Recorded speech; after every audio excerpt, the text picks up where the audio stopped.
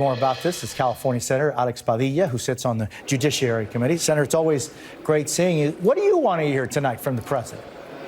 Good to be back with you, Jose. Look, I think we're going to hear a lot of good news from President Biden, starting with, all the strong economic indicators, the stats of a strong economy, which, by the way, the latest figures show a growth in GDP over the next 10 years, thanks to the contribution of immigrants in the workforce. So we can talk about immigration in a minute. Obviously, we'll also hear from the president about border security and the need to update our immigration laws and holding Republicans accountable for supposedly negotiating in good faith and then running away from a deal. We still have work to do there. And of course, reproductive rights continue to be in the headlines, not just because of the Dobbs decision from the Supreme Court of the United States in the past, but the ongoing attacks by Republican policymakers in Congress and in state after state. We got to uphold a woman's right to choose, and that's just the beginning. And Senator, and I was just speaking with one of the advisors to the president earlier today. There's such a disconnect in many ways. I mean, if you look at the numbers and you just, mentioned some of them, lowest unemployment among African Americans, lowest unemployment among Latino, our community, GDP is rising. And yet there seems to be a disconnect in how many people feel about the economy and how they sense it. How does the president deal with that disconnect? Yeah, well, here's my assessment, Jose. This is really the start of the conversation between now and November. Voters are now clearly paying attention to the choice that they have, right? We've known all along that President Biden was going to be our nominee for his second term this year, but there was actually some sort of an effort of having a fight and a primary campaign on the Republican side. So that's where all the attention has been, and no wonder it's been so negative, from Trump to DeSantis and everywhere in between. But now the choice is clear.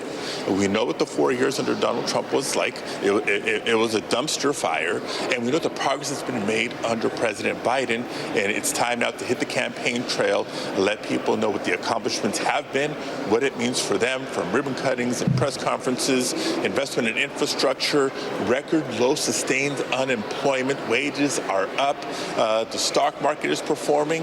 That in and of itself is not always the best news, but if you have a retirement fund that's doing well right now, that's good news, and it's happening under a Democratic president with the support of Democrats in Congress.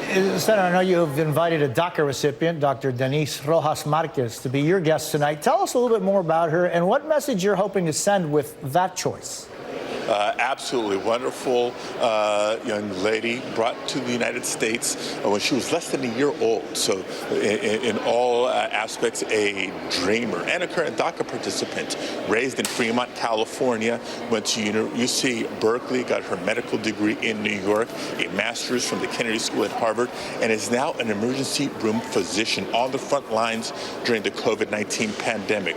Just one of many, many dreamer heroes that were unfortunately left out of the deal that was brokered recently in the Senate. Yes, we need to improve the situation at the border. We need security. We need order. We need humanity. But immigration laws are much broader than just how tough we can make the asylum system.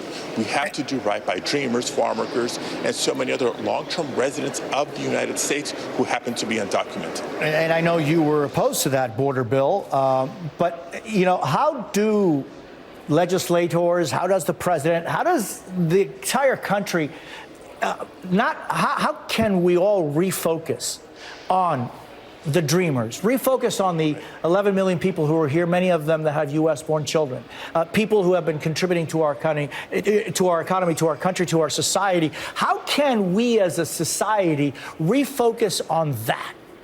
Right. Well, I think there's a golden opportunity for President Biden tonight, not just to remind us of the bad faith Republicans just demonstrated, not just to remind us of, the need to improve the situation at the border, but to remind the country of the need to not leave dreamers behind, not leave farm workers, essential workers, others behind. Because guess what, Jose? The greater American public gets it. There's overwhelming bipartisan support to do right by dreamers and others. But we need need that general public opinion to resonate with Republicans in Congress, for them to have the courage, the backbone to stand up to Trump, let go of the rhetoric, and do the right thing. Senator Alex Padilla, it's always great seeing you. I thank you very much for your time. Thank you, Jose. See you soon.